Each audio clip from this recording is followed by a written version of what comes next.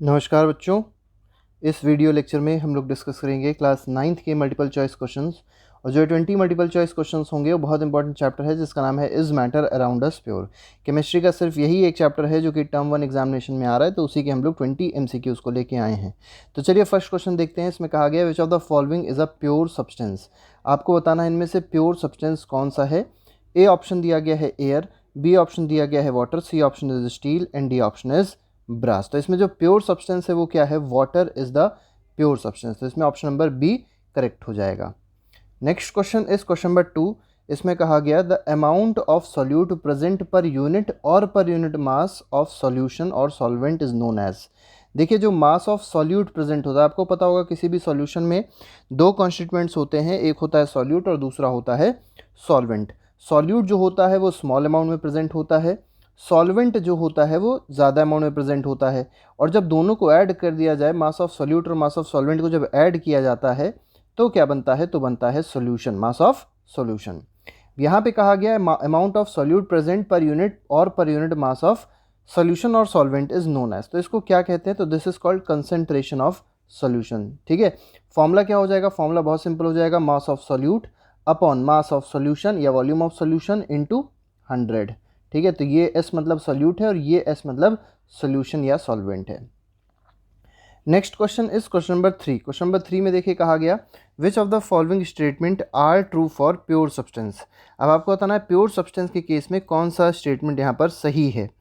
First statement दिया गया pure substance contain only one kind of particle, बिल्कुल सही है। नेक्स्ट दिया गया प्योर सब्सटेंसेज में बी कंपाउंड और मिक्सचर, ये गलत है। वो इसलिए गलत है क्योंकि जो प्योर सब्सटेंस है वो कंपाउंड तो हो सकते हैं लेकिन वो मिक्सचर नहीं हो सकते। थर्ड में दिया गया pure substance have the same composition through out, यहाँ पे सेम होना चाहिए, दिस शुड बी सेम। ठीक है, थोड़ी सी गलती हो गई है, यहाँ पर सेम लिख लीजिएगा। ठीक है, have the same composition throughout, बिल्कुल ठीक है। और फोर्थ ऑप्शन दिया गया है pure substance can be exemplified by all elements other than nickel, ये भी गलत है। तो इसमें अगर आप देखें तो इसमें फर्स्ट ऑप्शन और थर्ड ऑप्शन जो होगा वो सही हो जाएगा। थर्ड ऑप्शन में याद रखिएगा pure substance have same composition through out है। ठीक है, तो फर्स्ट ऑप्शन और थर्ड ऑप्शन सही है, बस have same composition through out आप कर लेंगे। तो इसमें 1 और 3 ऑप्शन सही हो जाएगा। तो कौन सा ऑप्शन सही हो जाएगा, इसमें ऑप्शन नंबर बी सही हो जाएगा। क्वेश्चन नंबर 4 देखिए, इसमें कहा गया which of the following property does not prove that water is a compound. इनमें से कौन सी ऐसी प्रॉपर्टी है जो ये नहीं प्रूव करती कि वाटर एक कंपाउंड है। अच्छा, वाटर का सबको फॉर्मूला पता होगा, कंपाउंड वो होते हैं जिनका एक केमिकल फॉर्मूला होता है, याद रखिएगा। कभी भी आपको कन्फ्यूजन हो कि ये सब्सटेंस वाटर कंपाउंड है कि नहीं है, तो आप ये देखिएगा उसका केमिकल फॉर्मूला है कि नहीं है। अगर केमिकल फॉर्मूला है तो वो एक कंपाउंड है और केमिकल फॉर्मूला नहीं है तो वो कंपाउंड नहीं होगा। फर्स्ट ऑप्शन दिया गया, इसमें से कौन प्रूव ये नहीं करता कि वाटर एक कंपाउंड है। तो देखिए पहले दिया गया water is made up of 2 elements hydrogen and oxygen which chemically combined with one another in fixed proportion. ठीक है, तो बिल्कुल सही है, इस वजह से तो कंपाउंड है ही है। नेक्स्ट दिया गया it has fixed boiling point, ठीक है ये भी सही है, इसलिए भी कंपाउंड होता है। थर्ड दिया गया constant of water can not be separated by simple physical method. जो कंपोनेंट्स होंगे वाटर के जैसे हाइड्रोजन और ऑक्सीजन है, उसको हम लोग सिंपल फिजिकल मेथड से सेपरेट नहीं कर सकते। तो ये जो 3 स्टेटमेंट है ये डिफाइन करते हैं कि वाटर क्या है, कंपाउंड है। लेकिन फोर्थ स्टेटमेंट अगर आप देखें, इसमें कहा गया distilled water and tap water have same taste and constituent. तो ये जो ऑप्शन है ये कहीं भी नहीं बताता कि वाटर एक कंपाउंड है। तो इसमें डी ऑप्शन जो होगा वो सही हो जाएगा। क्वेश्चन 5 में कहा गया which of the following is a pure substance. अब देखिए प्योर सब्सटेंस आपको बताना है इनमें से प्योर सब्सटेंस कौन सा है। तो पहला आइस, आइस में आपको पता है वाटर है, ठीक है, तो ये भी प्योर सब्सटेंस है। मैग्नीशियम एक एलिमेंट है, प्योर सब्सटेंस है। आयरन भी एक एलिमेंट है या मेटल है, ये भी प्योर सब्सटेंस है। तो इसका आंसर क्या हो जाएगा, ऑल ऑफ अबव या ऑल ऑफ दीज हो जाएगा। नेक्स्ट क्वेश्चन में देखिए क्या कहा गया, क्वेश्चन नंबर 6 है 2 substances A and B were made to react to form a third substance A2B। यहाँ पे A2B है, ठीक है। According to the following reaction 2A plus B gives A2B। देखिए 2A है, ये B से रिएक्ट कर रहा है और क्या बना रहा है, A2B बना रहा है। विच of the following statement concerning this reaction is correct, कौन सा स्टेटमेंट करेक्ट है। फर्स्ट दिया गया the product A2B shows the property of substance A and B। देखिए आपको बताना है जो A2B होगा क्या वो प्रॉपर्टी शो करेगा सब्सटेंस A और B की, बिल्कुल गलत है, नहीं शो करेगा, ठीक है।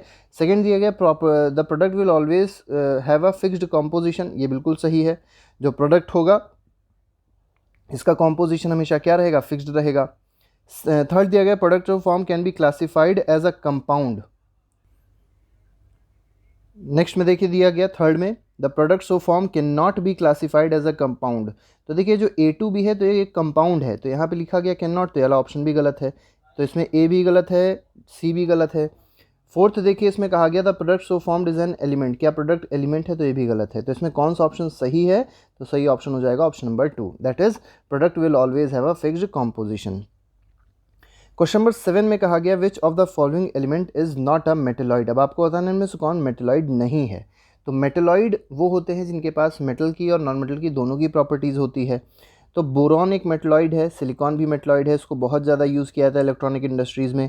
जर्मेनियम भी मेटलॉइड है, सिर्फ टंगस्टन जो है ये एक मेटल है, this is not a metalloid. चलिए आप लोग कमेंट बॉक्स में टंगस्टन का केमिकल सिंबल लिख के बताइएगा कि what is the symbol of tungsten. ठीक है, ये अल्फ़ाबेट का एक सिंबल होता है, ये आप बताइएगा क्या होता है। Next question is question number 8, इसमें कहा गया which of the following substance are homogeneous in nature. अब आपको बताना है कौन सा ऐसा सब्सटेंस है, इज होना चाहिए, इज होमोजीनियस इन नेचर, कौन सा इसमें होमोजीनियस है। तो ए ऑप्शन दिया गया है वुड, बी ऑप्शन दिया गया है soil, c option is air and d option is ice.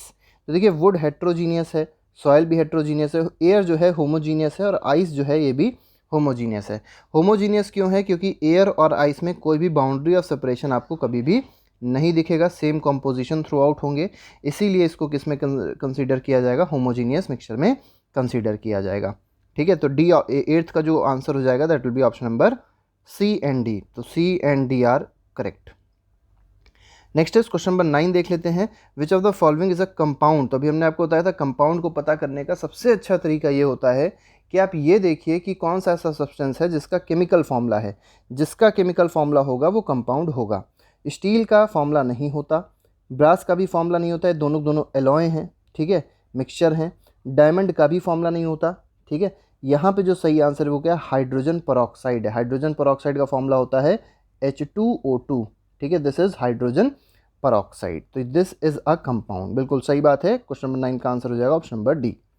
Next question देखिए, क्वेश्चन नंबर 10 है the continuous zigzag movement of colloidal particles in a dispersion medium is called. तो जो कंटिन्यूअस जिगजैग मूवमेंट आपको दिखाई पड़ता है कोलाइडल पार्टिकल्स का किसी एक डिस्पर्जन मीडियम में, उस प्रोसेस को क्या कहते हैं, उस फिनोमेना को क्या कहते हैं। रिफ्रैक्शन नहीं कहते, इसको कहते हैं टिंडल इफेक्ट। तो बी ऑप्शन इसमें सही है। इसका ब्राउनियन मोशन भी गलत होगा। तो देखिए ऐसा आप लोग को लगेगा कि इसका आंसर जो है वो टिंडल इफेक्ट है, लेकिन ये गलत है। टिंडल इफेक्ट एक फिनोमेना होता है, वो डिफरेंट है। इसका जो आंसर है वो क्या है, ब्राउनियन मोशन या ब्राउनियन मूवमेंट है। तो आपको समझना है जो जिगजैग मूवमेंट होता है कोलाइडल पार्टिकल्स का that is called Brownian movement. बच्चों को अक्सर इसमें इस क्वेश्चन में कंफ्यूजन हो जाता है टिंडल इफेक्ट और ब्राउनियन मोशन में। तो याद रखिएगा टिंडल इफेक्ट एक फिनोमेना है which is called by scattering of light, ठीक है। स्कैटरिंग ऑफ लाइट से होता है। इसमें होता क्या है कि जब किसी भी लाइट को हम लोग कोलाइडल सोल्यूशन में पास करते हैं तो जो लाइट का पाथ होता है वो विजिबल हो जाता है, that is called Tyndall effect, ठीक है। लेकिन यहाँ पे कहा गया है continuous zigzag movement of colloidal particles in a dispersion medium. तो इसमें आप क्या यूज़ करेंगे, इसका जो आंसर होगा that will be Brownian motion या Brownian movement. Next question, question number 11 में कहा गया which of the following do not show Tyndall effect. अब देखिए स्कैटरिंग ऑफ लाइट वाली बात आ गई, कौन टिंडल इफेक्ट शो नहीं करता। तो देखिए स्मोक शो करेगा, फोम भी शो करेगा, जेली भी शो करेगी, बस सॉल्ट सोल्यूशन जो है this will not show Tyndall effect, ठीक है। नेक्स्ट अगर मान लीजिए आपसे पूछा था कि टिंडल इफेक्ट किस फिनोमेना पर काम करता है, तो आप कहते हैं स्कैटरिंग ऑफ लाइट पे वर्क करता है। नेक्स्ट क्वेश्चन, क्वेश्चन नंबर 12 में कहा गया heterogeneous mixture in which the solute particles do not dissolve and remain suspended through out the solvent. देखिए जो सस्पेंडेड अगर देखा जाए वो हेट्रोजीनियस मिक्सचर की बात करी गई है जिसमें सॉल्यूट पार्टिकल डिजॉल्व नहीं होते और वो सॉल्वेंट में सस्पेंडेड रहते हैं। And the solute particles can be seen with naked eyes, और जो सॉल्यूट पार्टिकल है उनको हम लोग नेकेड आइज से देख सकते हैं।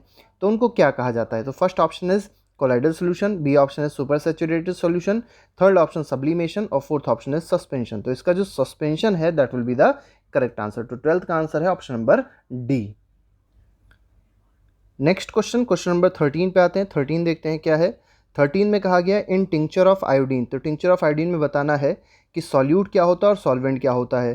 तो याद रखिए टिंक्चर ऑफ आयोडीन में जो आयोडीन है वो कम मात्रा में होता है, वो सॉल्यूट होता है, और एल्कोहल जो है, ठीक है, इथेनॉल या एल्कोहल जो होता है वो क्या होता है, वो हो जाता है सॉल्वेंट, तो यहाँ पर देखिए ए ऑप्शन जो दिया है बिल्कुल सही है। एल्कोहल इज सॉल्यूट नहीं है, iodine is solute and alcohol is solvent. तो इसका जो सही आंसर होगा that will be option number b. Question number 14 देखिए, इसमें कहा गया which of the following are chemical changes. अब आपको बताना है इसमें से केमिकल चेंज कौन सा है। केमिकल चेंज वो चेंज होता है जिसमें केमिकल प्रॉपर्टीज चेंज हो जाए, ठीक है, जिसमें नया सब्सटेंस कोई फॉर्म हो, that change is called chemical change. तो जैसे डीकेइंग ऑफ वुड है, बिल्कुल केमिकल चेंज होगा। बर्निंग ऑफ वुड है, इसमें भी ये भी एक केमिकल चेंज है, नए सब्सटेंसेस फॉर्म होते हैं। कटिंग ऑफ वुड में अगर वुड कट करेंगे तो फिर से वही वुड बन जाता है, तो इसमें हम लोग फिजिकल चेंज रखेंगे। Hammering of nail into a piece of wood, ये भी फिजिकल चेंज में ही आएगा क्योंकि इसमें कोई नया सब्सटेंस का फॉर्मेशन नहीं होता है। तो इसमें जो सही आंसर होगा that will be option number 1 and 2। तो इसमें ऑप्शन नंबर ए आप टिक कर देंगे। नेक्स्ट क्वेश्चन देखिए, क्वेश्चन नंबर 15 है, what is the name of non metal which is liquid state at room temperature. देखिए आपको नॉन मेटल बताना है। अगर मेटल बताना होता, कौन सा ऐसा मेटल होता है जो लिक्विड स्टेट होता है रूम टेम्परेचर पे, तब आंसर होता मरकरी। जब नॉन मेटल पूछा जाएगा, क्या पूछा जाएगा, नॉन मेटल, तो नॉन मेटल में लिक्विड कौन होता है, ब्रोमीन होता है। तो इसका answer option number D will be the correct answer. तो डी इसका सही हो जाएगा। नेक्स्ट क्वेश्चन, क्वेश्चन नंबर 16 देखिए, making of wine from grapes. देखिए वाइन क्रिएट करना ग्रेप से, क्या है फिजिकल चेंज होता है, तो नहीं, ये फिजिकल चेंज नहीं है, this is a chemical change. तो इसका आंसर फॉल्स होगा, this will not be correct answer. Next में कहा गया एलॉयज आर होमोजीनियस मिक्सचर। क्या एलॉयज होमोजीनियस मिक्सचर होते हैं, तो बिल्कुल ठीक है, एलॉयज क्या होते हैं, they are homogeneous mixture. Next question देखते हैं। नेक्स्ट क्वेश्चन, क्वेश्चन नंबर 18 है, इसमें देखिए क्या कहा गया, particles of colloid can pass through filter paper. देखिए जो पार्टिकल्स होते हैं कोलाइड के, कोलाइडल पार्टिकल्स बहुत छोटे होते हैं, तो क्या होते हैं, वो फिल्टर पेपर से पास होंगे। ये भी ऑप्शन बिल्कुल सही है, तो true will be the correct answer. Question number 19 देखिए, 19 में क्या कहा जा रहा है, असर्शन रीजनिंग बेस्ड क्वेश्चंस हैं। देखिए इसमें कहा गया a solution of table salt in glass of water is heterogeneous. देखिए अगर आपने सॉल्ट लिया और साथ ही साथ आपने क्या ले लिया, वाटर ले लिया, दोनों को मिक्स किया, ठीक है, तो क्या ये हेट्रोजीनियस मिक्सचर बनता है, तो गलत, ये कैसा मिक्सचर बनता है, होमोजीनियस मिक्सचर बनता है। नेक्स्ट में कहा गया रीज़न क्या है, solution having same composition through out is homogeneous. ये सही है। देखिए रीज़न का जो स्टेटमेंट है वो सही है लेकिन असर्शन गलत है, तो असर्शन गलत लेकिन रीज़न सही।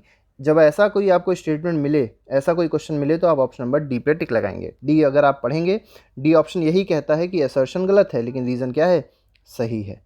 नेक्स्ट में कहा गया, लास्ट क्वेश्चन है हमारा, इसमें कहा गया है असर्शन दिया गया true solution don't exhibit Tyndall effect. बिल्कुल सही बात है, ट्रू सॉल्यूशन जो होते हैं वो टिंडल इफेक्ट शो नहीं करते। और क्यों नहीं शो करते हैं, क्योंकि इनके पार्टिकल जो होते हैं बहुत ही छोटे होते हैं। तो देखिए यहाँ पर अगर देखा जाए तो असर्शन सही है, रीज़न सही है, और जो रीज़न है वो करेक्ट एक्सप्लेनेशन भी है असर्शन का, तो इसमें ऑप्शन नंबर ए जो होगा वो सही हो जाएगा। तो ये हमारे हो गए 20 क्वेश्चन जो भी हम लोग ने इस मैटर अराउंड अस प्योर के पढ़े हैं। बाकी हम लोग ने बहुत प्लेलिस्ट में इस मैटर अराउंड अस प्योर में अगर आप देखेंगे तो 3 और वीडियोस डाले गए हैं, MCQ बेस्ड हैं, पूरी NCERT कवर कर ली गई है उसमें। अगर आप उसको देखेंगे तो आपका पूरा चैप्टर बिल्कुल सही से क्लियर हो जाएगा, तो उसको ज़रूर देखिएगा, लिंक डिस्क्रिप्शन में डाल दी जाती है। ठीक है, तो आज के लिए फ़िलहाल इतना ही रखेंगे। Thank you very much, goodbye, जय हिंद।